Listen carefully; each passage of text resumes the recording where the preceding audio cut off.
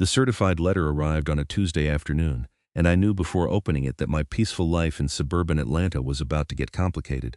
My name is Xavier, and I had been living in the Pinewood Heights subdivision in Marietta, Georgia for 8 years. When I first bought my property, it backed directly onto Interstate 75, one of the busiest stretches of highway in the entire Southeast. The real estate agent had been honest about the noise, which was why the house was priced $20,000 below market value. But I had a plan. Over the next 3 years, I planted a dense buffer of trees along my entire back property line. Leyland cypresses, red maples, white pines, and sweet gums created a wall of green that grew thick and tall. By year 5, the trees had matured beautifully, standing between 15 and 20 feet high, their branches interlocking to form a natural sound barrier that reduced the highway roar to a distant hum. The neighborhood appreciated it too. My backyard bordered several other properties on the sides, and those neighbors thanked me regularly for the improved tranquility.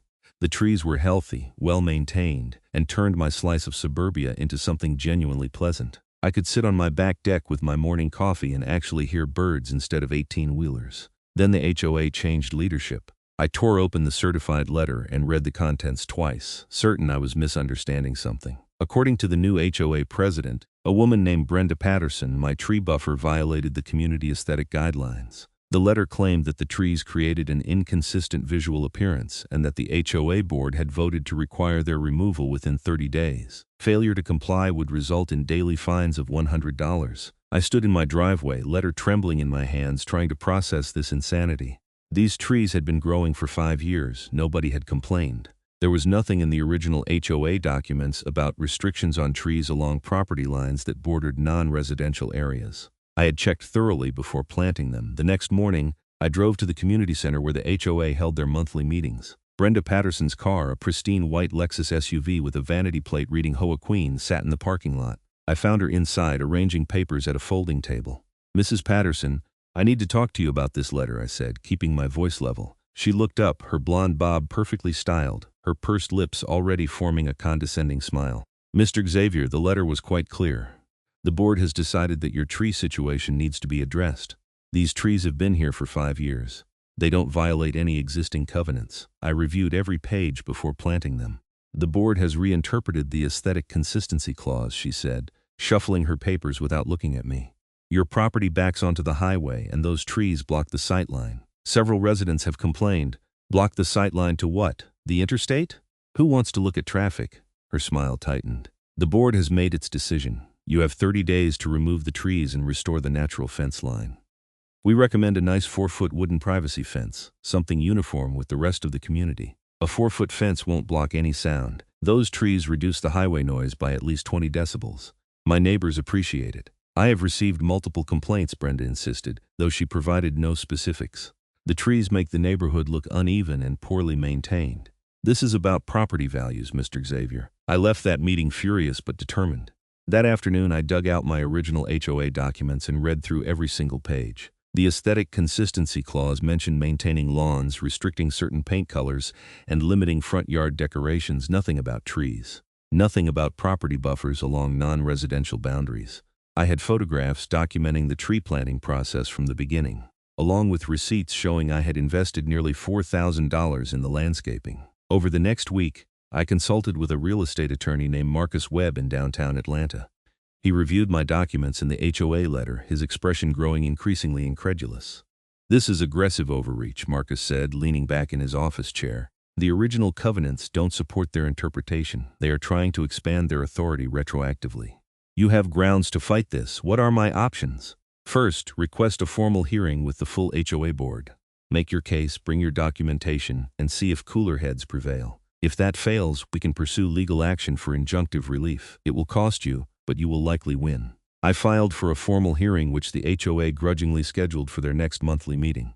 In the meantime, I did something that Brenda Patterson clearly did not expect. I went door to door talking to my neighbors. The Hendersons, who lived on the north side of my property, were in their 60s and had always been friendly. When I explained the situation, Martha Henderson shook her head in disbelief. "Remove your trees? That's ridiculous. Those trees are the only reason we can use our back patio anymore. Before you planted them, the highway noise was unbearable. Would you be willing to sign a statement supporting the trees?" "Absolutely. I'll tell Brenda myself if she asks." I received similar responses from the Kowalskis, the Patel family, and the Johnsons. Within a week, I had signed statements from 14 households directly adjacent to or near my property, all supporting the tree buffer and opposing its removal. Several mentioned that they had considered planting similar buffers themselves. The formal HOA hearing took place on a humid Thursday evening in late June. The community center meeting room was packed with at least 40 residents, many of whom had come specifically to observe my case. Brenda sat at the head table with 4 other board members: Vice President Gary Summers, Secretary Linda Morrison, Treasurer Paul Richmond, and Member-at-Large Susan Caldwell. Brenda called the meeting to order with officious authority, working through routine business before finally reaching my appeal. Next, we have Xavier contesting the board's decision regarding tree removal. Mr. Xavier, you have 15 minutes to present your case. I stood carrying my binder of documentation and the folder of neighbor statements. Thank you.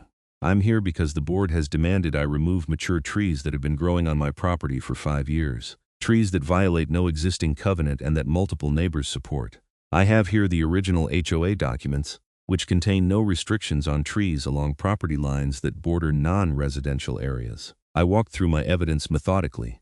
The original covenants, photographs showing the careful planning and professional installation, receipts documenting my investment, the 14 signed statements from neighbors.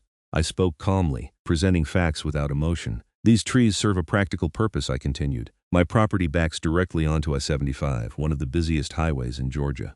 The tree buffer reduces noise pollution significantly, benefiting not just my property but the surrounding homes. Removing these trees would decrease quality of life and property values for multiple families.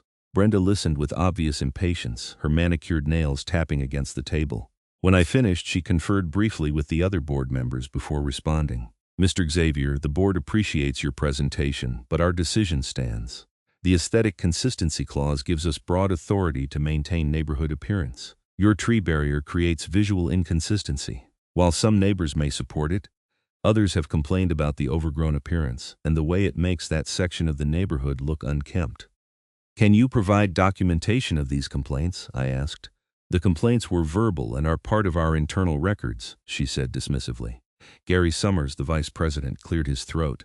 He was a thin man in his 50s with graying hair and a perpetually nervous demeanor. Brenda, I'm looking at the statements Nathan provided. We have 14 households on record supporting the trees. How many complaints did we actually receive? Brenda's jaw tightened. The exact number isn't relevant, Gary. The board has authority to make decisions in the community's best interest. But if we only received 1 or 2 complaints versus 14 supporting statements, doesn't that suggest the community wants the trees to stay? Gary pressed. We're not putting this to a popular vote, Brenda snapped. The board makes these decisions. That's what we're elected to do. Martha Henderson stood up from the audience. Brenda, I signed one of those statements. My husband and I live right next to Nathan, and those trees are wonderful. Why are you so determined to remove them? Mrs. Henderson, I appreciate your input, but this isn't an open forum, Brenda replied coolly. Actually, according to our bylaws, residents can speak during board meetings, said Paul Richmond, the treasurer, flipping through a document. Maybe we should hear from more people before we finalize this. What followed was 40 minutes of increasingly heated discussion. Multiple residents stood to voice support for my trees. 2 people, a couple named the Sterlings who lived 4 houses away from me and had no sightline to my property whatsoever, complained that the neighborhood needed consistent standards. It became clear they were close friends with Brenda. Finally, Linda Morrison, the secretary, suggested a compromise. What if we table this decision and form a committee to review the aesthetic guidelines more broadly? This seems like something that deserves more careful consideration. Brenda's face flushed. We've already made our decision. Nathan has 30 days to remove the trees or face fines. That's final. I'd like to call for a board vote, Gary said quietly. I move that we rescind the tree removal order pending further review. Seconded, Paul said immediately. Brenda looked furious, but she had no choice. All in favor? Gary, Paul, and Linda raised their hands. Susan Caldwell, who had remained silent throughout the entire meeting, hesitated before raising her hand as well. Motion carries 4-1, Gary announced. Nathan, you don't have to remove your trees. I felt relief flood through me, but Brenda's expression promised this wasn't over. She adjourned the meeting abruptly and left without speaking to anyone. For 2 months, everything seemed fine. I heard nothing from the HOA. My trees continued to grow, now reaching nearly 25 feet tall. The summer heat made my back deck a pleasant refuge, shaded and relatively quiet despite the constant highway traffic. Then in September, I received another certified letter. This one was even more aggressive. Brenda, apparently unwilling to accept the board's decision, had found a different angle. The letter claimed that my trees violated county ordinances regarding vegetation height near roadways. She cited a Georgia state law requiring clearance zones near highway rights-of-way and insisted that my trees constituted a safety hazard. The letter demanded immediate removal and threatened to report me to county code enforcement. I called Marcus Webb immediately. Can she actually do this? Let me research the statute she cited, Marcus said. But from what I know, that law applies to trees within the highway right-of-way, not on private property behind it. Your trees are at least 30 feet back from the actual interstate fence line, correct? At least 30 feet, yes. There's the highway fence, then an undeveloped strip, then my property line. Marcus confirmed my suspicion. The law Brenda cited did not apply to my situation. However, her threat to involve code enforcement was concerning. Even if I was completely in the right, dealing with county inspectors would be time-consuming and stressful. I decided to go on offense. I filed a formal complaint against Brenda with the HOA board, documenting her continued harassment despite the board's decision to rescind the tree removal order. I also contacted a local news station, Channel 5 Atlanta, which had a consumer advocacy segment called On Your Side. They loved stories about HOA overreach. The news crew came out in late September. They interviewed me in my backyard, filmed the beautiful tree buffer, and spoke with several of my neighbors on camera. Martha Henderson gave a particularly impassioned defense of the trees, explaining how much it improved her quality of life. The reporter, a sharp woman named Jennifer Torres, also attempted to interview Brenda, who refused to comment on camera but was filmed walking quickly to her car while Jennifer asked questions about HOA authority and community standards. The segment aired during the evening news 2 days later. It was devastating for Brenda. The story framed her as a petty tyrant trying to force a homeowner to destroy thousands of dollars in landscaping for no legitimate reason. The station's social media posts about the segment went viral locally, with hundreds of comments criticizing the HOA and supporting my trees. The next HOA board meeting was packed with over 70 residents. Gary Summers had called an emergency session to address the situation. Before the meeting even started, Brenda arrived with her attorney, a stern man in an expensive suit who immediately began threatening legal action against anyone who had spoken to the media. The atmosphere was tense. Gary called the meeting to order and addressed Brenda directly. Brenda, the board voted to rescind the tree removal order. Why did you send Nathan another letter threatening county code enforcement? I was acting in my capacity as HOA president to ensure community safety, Brenda said stiffly. Those trees are excessively tall and could pose risks.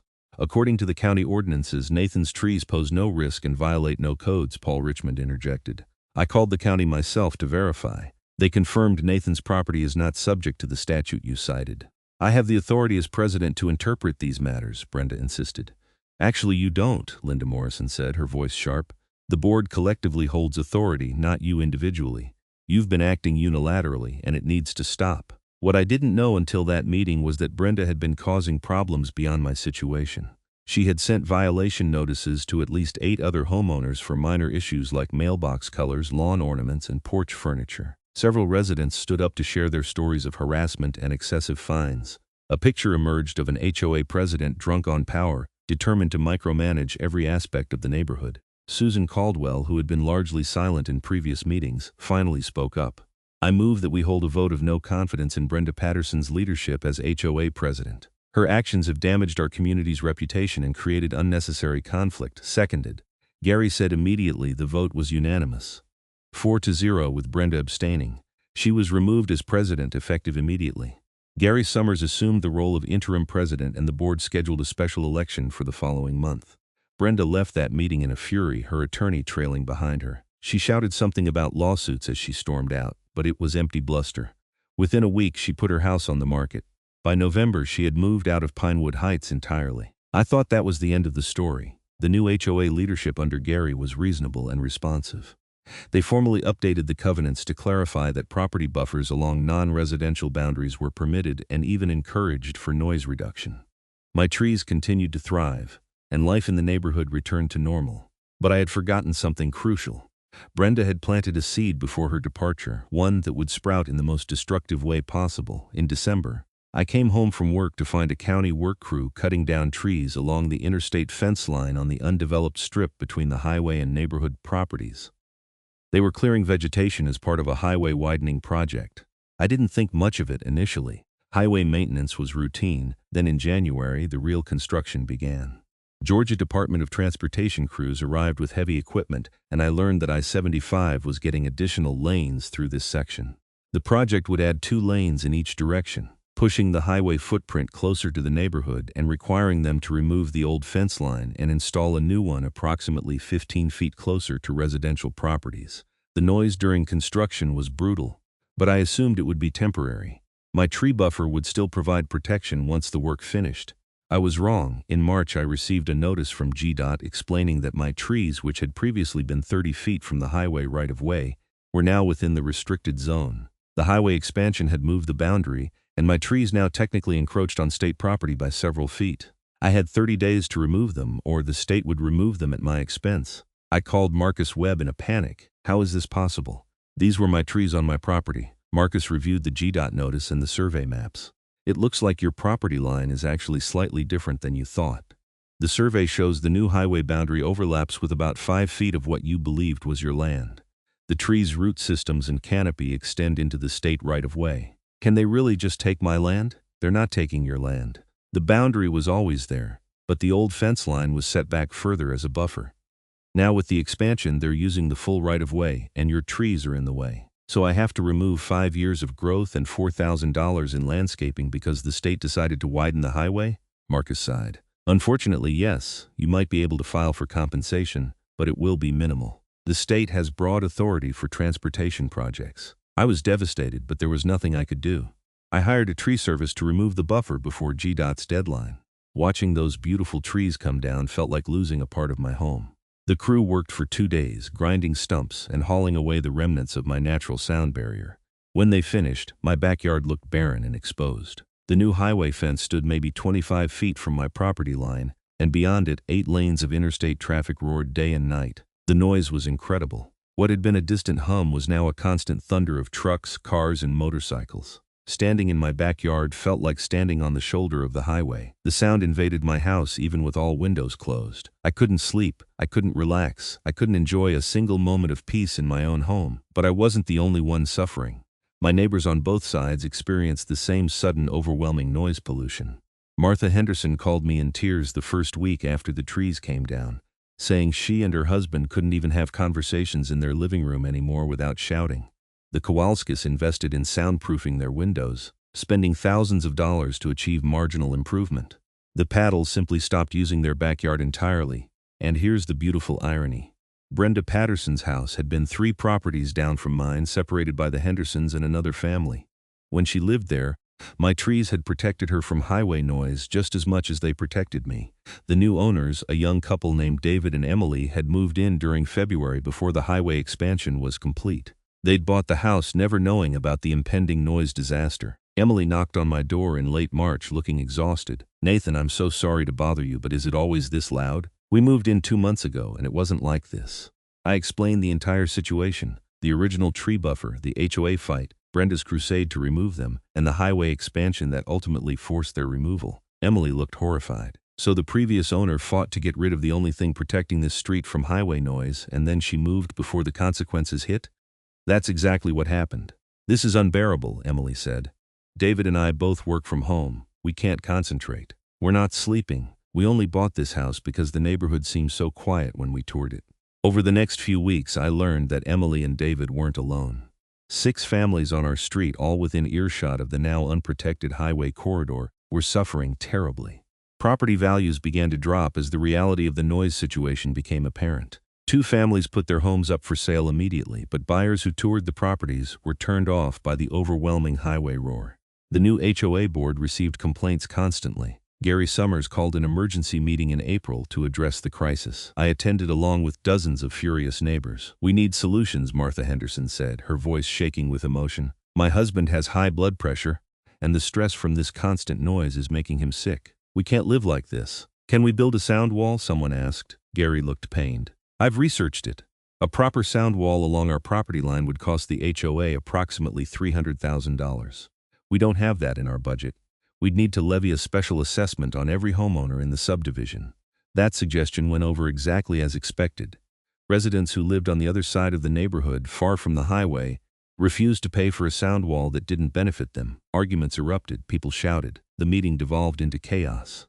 I sat there listening to the anger and desperation, and something occurred to me. I raised my hand and Gary recognized me.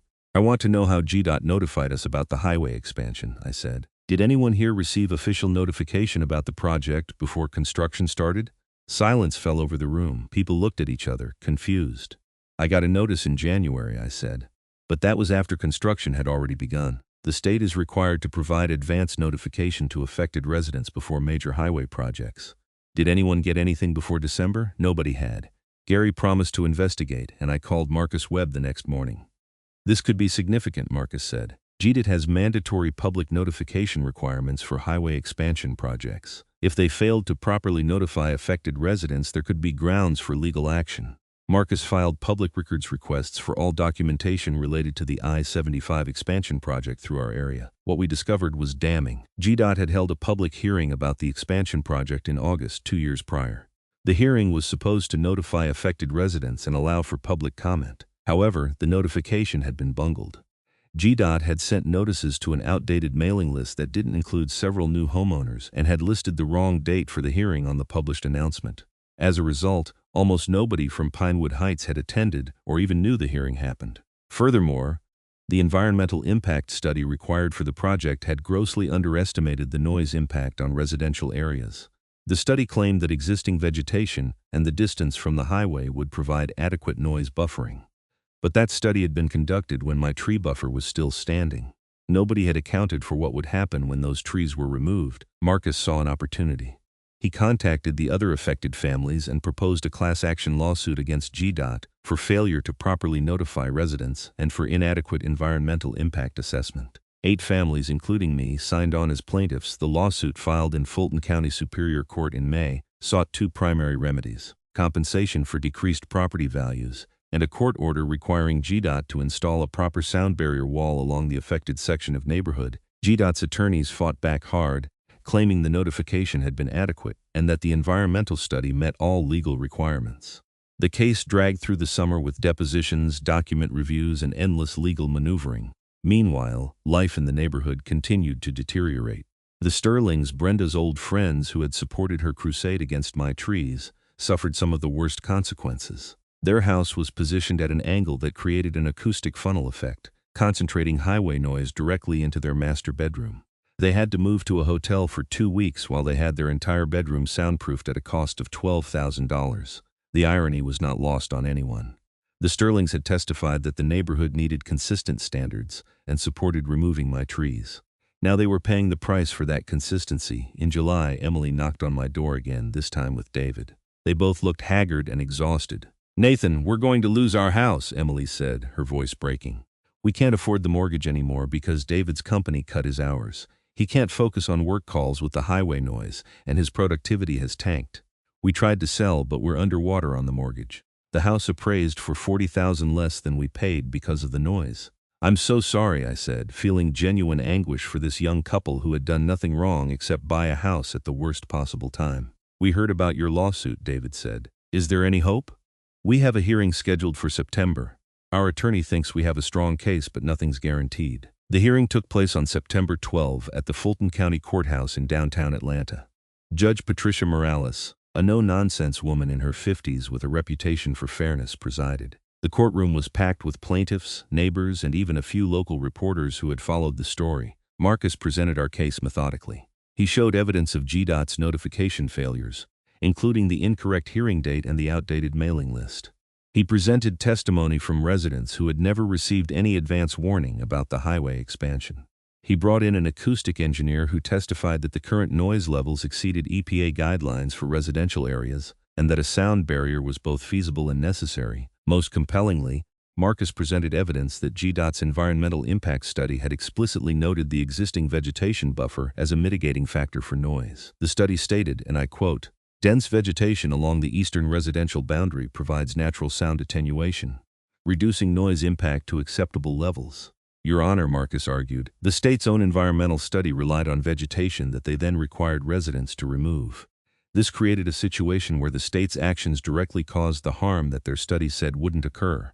That's not just negligence, that's a fundamental failure of the environmental review process. GDOT's attorney, a slick corporate lawyer named Richard Hastings, argued that the notification was technically adequate under state law and that property owners were responsible for understanding right-of-way boundaries. He claimed the noise impact was within acceptable parameters and that the state had no obligation to provide sound barriers on residential-initiated requests. Judge Morales listened to both sides, reviewed the evidence, and then did something unexpected. She called for a site visit. 2 days later, she drove to Pinewood Heights with her clerk and stood in my backyard for 15 minutes, experiencing the noise firsthand. She then walked to several other affected properties, spending time at each location. The ruling came down 3 weeks later. Judge Morales found in favor of the plaintiffs on multiple grounds. She determined that GDOT's notification process had been inadequate and that the environmental impact study's reliance on vegetation that the state then forced residents to remove constituted a material error in the review process. Her order was comprehensive. GDOT was required to install a sound barrier wall along the affected section of interstate within 6 months. The wall had to meet specific acoustic standards to reduce noise levels to acceptable residential parameters. Additionally, each plaintiff household was awarded compensation for decreased property values based on before and after appraisals. My award was $32,000. Emily and David received $45,000, enough to bring them back to even on their mortgage. The ruling made news across Georgia as a significant victory for homeowners against government overreach. GDOT appealed, but the Georgia Court of Appeals upheld Judge Morales' decision the following March. By April, construction began on the sound barrier wall. GDOT contracted with a company that specialized in highway noise mitigation, and they built a 20-foot-high concrete wall with sound-absorbing panels along the entire eastern edge of the highway through our neighborhood. The wall wasn't beautiful, but it was effective. When construction finished in September, the noise reduction was dramatic. The constant roar dropped to a manageable hum similar to what my tree buffer had provided. Property values stabilized and began to recover. Emily and David, who had been on the verge of foreclosure, were able to refinance their mortgage at better terms. Martha Henderson called me crying again, but this time with tears of joy and relief. The Sterlings moved away. They had spent so much money on soundproofing that they decided to cut their losses and start fresh somewhere else. Nobody in the neighborhood was sad to see them go. Gary Summers continued as HOA president and did an excellent job. Under his leadership, the board updated the community covenants to include explicit protections for environmental features that provided practical benefits. They also established a process for reviewing any proposed restrictions to ensure they had genuine community support before implementation. As for Brenda Patterson, I heard through the neighborhood grapevine that she had moved to a subdivision in Alpharetta and had immediately joined their HOA board. Apparently, she was already generating complaints. Some people never learn. I stood on my back deck one evening in October, 2 years after the entire ordeal began, and listened to the peaceful evening sounds. The sound wall had been decorated by a local artist with a nature mural depicting Georgia wildlife and forests. It wasn't the same as living trees, but it was better than staring at bare highway. My property value had actually increased beyond its original level because the sound wall was permanent and more reliable than vegetation. I had the compensation money from the lawsuit in my savings account, and most importantly, I could enjoy my home again. The whole experience taught me something important about HOA governance and community decision-making. Power-hungry people like Brenda will always exist, ready to impose their vision on everyone else regardless of practical consequences. But communities can resist when residents stay informed, document everything, and stand together. The 14 neighbors who signed statements supporting my trees had made all the difference in the initial fight. The 8 families who joined the lawsuit had achieved something none of us could have accomplished alone. I planted a new garden along my back property line, keeping everything well below the fence height. Azaleas, hostas, and ornamental grasses created a softer landscape than the tree buffer, but the sound wall did the heavy lifting now. Martha Henderson came over regularly to admire the flowers and share vegetables from her garden. Emily and David became good friends. They had a baby daughter in August, and I was honored when they asked me to be her godfather. They named her Natalie, and I joked that I appreciated her name starting with N. The christening party was in their backyard, and we all marveled at how much quieter it was compared to that terrible spring and summer. The Kowalskis hosted a neighborhood barbecue in November to celebrate the resolution of the noise crisis. 40 families attended, and Gary Summers gave a short speech thanking everyone for their patience and solidarity through the difficult times. Someone joked that we should send Brenda Patterson a thank you card for bringing the community closer together, but we decided she didn't deserve even that much acknowledgement. I did occasionally think about the supreme irony of the situation. Brenda had demanded I remove my trees for aesthetic reasons, claiming they made the neighborhood look inconsistent. Her crusade had failed, but she had planted the idea that the trees were somehow problematic. When GDOT came along with their highway expansion, I had no allies at the state level because the local HOA president had been publicly arguing that my trees were excessive and inappropriate. If Brenda had supported the trees instead of fighting them, I might have had more leverage to negotiate with GDOT about protecting them during construction. In a twisted way, Brenda had gotten what she wanted. The trees came down, but the consequences had been far worse than she ever imagined, and she had been long gone by the time they materialized. I learned later through public records requests that Marcus had filed on my behalf that there was even more to the story. Brenda had indeed contacted GDOT in October, before she was removed as HOA president. She had sent a letter to the regional director complaining about my trees and suggesting they posed a safety hazard near the highway expansion project. She had provided photographs and property maps, essentially flagging my trees for removal. GDOT had filed her letter away and used it as supporting documentation when they issued my removal notice. Brenda's vindictive crusade had continued even after the HOA board overruled her, and her letter to the state had ultimately doomed my trees. When I discovered this, I felt a flash of anger so intense it surprised me. Marcus asked if I wanted to pursue any kind of legal action against Brenda personally for interference or harassment. I considered it seriously, but ultimately I decided to let it go. Brenda had already lost her position, her reputation in the community, and had been forced to move away. She lived somewhere else now, making other people miserable. Pursuing her further would just keep me tied to someone who wasn't worth my energy. Instead, I focused on the positive outcomes. The sound wall was better than what we had before. The neighborhood was stronger and more united. The HOA functioned properly under reasonable leadership, and I had learned valuable lessons about documentation, legal rights, and the importance of community organizing. Martha Henderson and I started a neighborhood watch program that expanded beyond security concerns to include monitoring for HOA overreach. We created a group chat where residents could share any questionable notices or decisions from the board, allowing for quick community response if leadership started going off the rails again. 25 families participated, and Gary welcomed the oversight as a healthy check on board power. The local news ran a follow-up story in December, checking in on the situation a year after their original segment. Jennifer Torres interviewed me again, this time standing in front of the completed sound wall. The story focused on the successful lawsuit and the installation of the barrier, framing it as a victory for homeowners' rights and proper government accountability. The story generated interest from other communities along I-75 dealing with similar noise issues. Marcus received calls from 3 different neighborhoods asking about the legal strategy we had used. He ended up filing 2 more class action lawsuits against GDOT for other highway expansion projects that had failed to adequately address noise impacts. In January, I received a letter from GDOT's regional director. It was carefully worded and clearly reviewed by attorneys, but it essentially amounted to an apology. The letter acknowledged that the notification process for the expansion project had been inadequate, and that the environmental impact study should have been updated when circumstances changed. The director committed to improved notification procedures and more comprehensive noise impact assessments for future projects. I framed that letter and hung it in my home office, not out of vindictiveness, but as a reminder that fighting back against bureaucratic overreach can actually create positive change. The improved notification procedures would benefit other communities in the future. Emily and David bought me dinner at a nice steakhouse in downtown Marietta in February as a thank you for introducing them to Marcus and including them in the lawsuit. The compensation money had literally saved their home and their financial future. We were 3 months away from foreclosure, David admitted over dessert. The $45,000 brought us current on our mortgage and gave us a cushion to recover. I got a new job with better hours and better pay, but we wouldn't have made it without that money. I'm just glad it worked out, I said honestly. You guys got caught up in something that wasn't your fault. We learned a lot though, Emily said. We do our research now. We understand property rights better. We know what questions to ask. We'll never be that naive again when buying property. Spring arrived, and my new garden flourished. The azaleas bloomed in vibrant pinks and purples against the backdrop of the painted sound wall. I could sit on my deck with morning coffee and actually enjoy the birdsong again. Robins, cardinals, and blue jays visited the feeders I had hung from the pergola. The neighborhood achieved a new equilibrium. Home sales picked up as properties came back to market at reasonable prices with the noise issue resolved.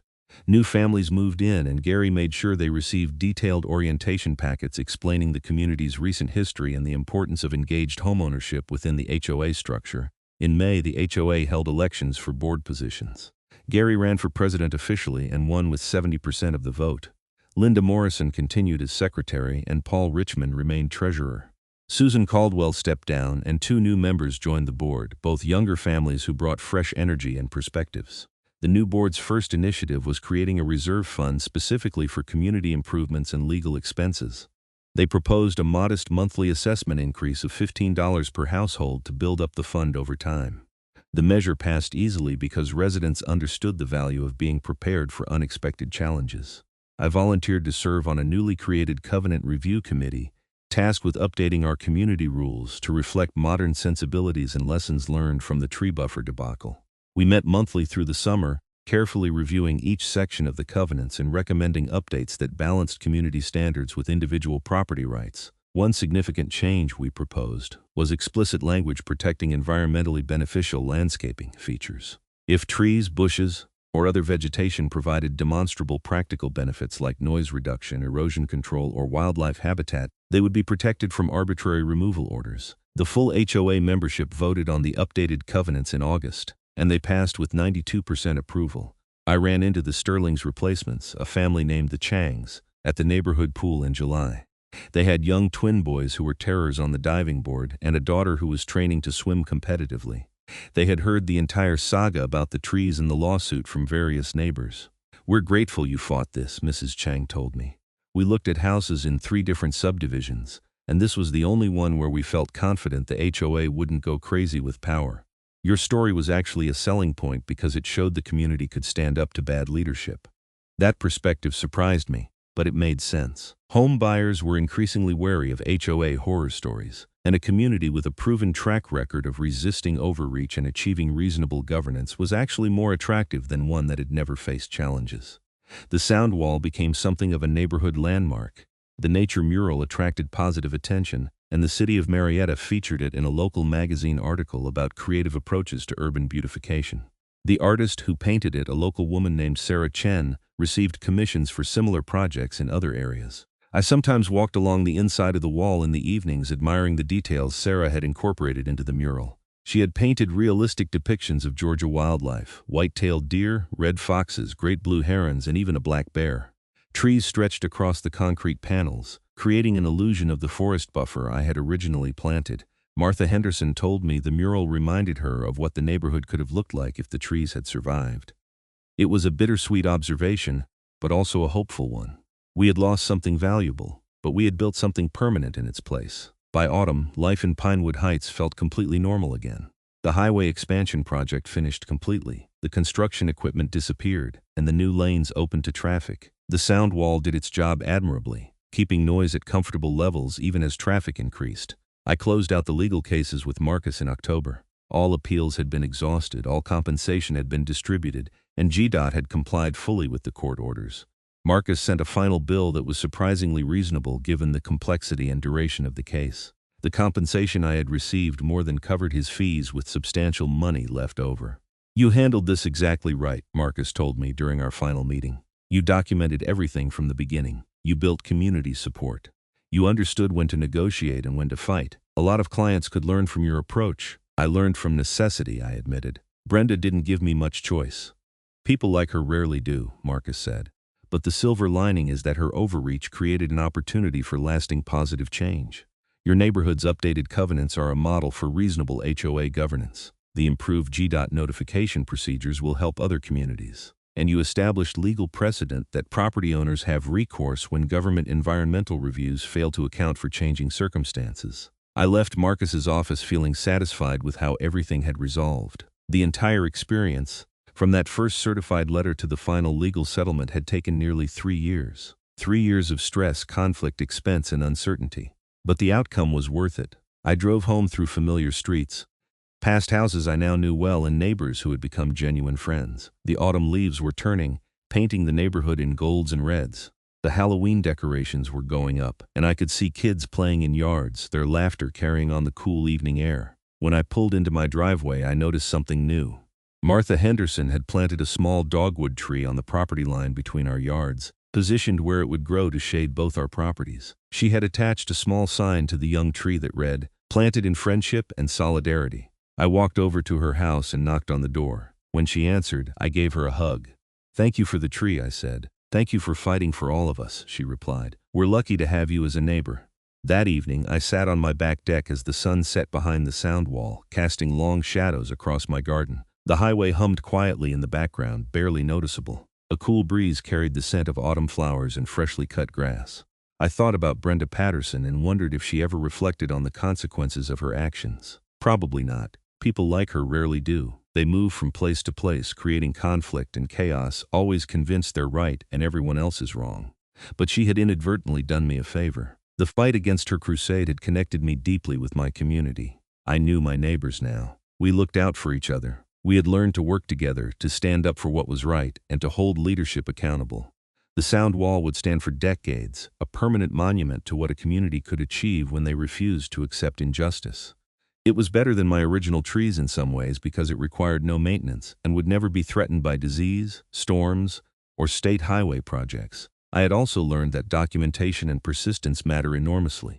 If I hadn't kept detailed records from the beginning, if I hadn't gathered neighbor statements, if I hadn't been willing to pursue legal action when necessary, Brenda would have won. My trees would have come down 2 years earlier, and when the highway expansion happened, nobody would have had any recourse at all. Instead, we had fought and won. We had protected our homes, our property values, and our quality of life. We had held a government agency accountable for their mistakes. And we had established protections that would benefit our community for years to come. As darkness fell, the lights came on along the neighborhood streets, warm glowing windows marking happy homes. The sound wall faded into shadow, but I could still picture the beautiful mural, the painted forest standing guard over our small corner of suburban Georgia.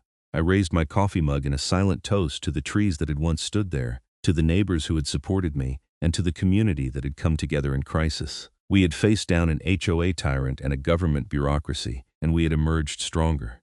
The highway thundered beyond the wall, 8 lanes of constant motion carrying people to destinations unknown. But on my side of the barrier, everything was peaceful, quiet, and exactly as it should be. I finished my coffee and went inside, content with how the story had ended. The battle was over, the community had won, and Brenda Patterson was someone else's problem now.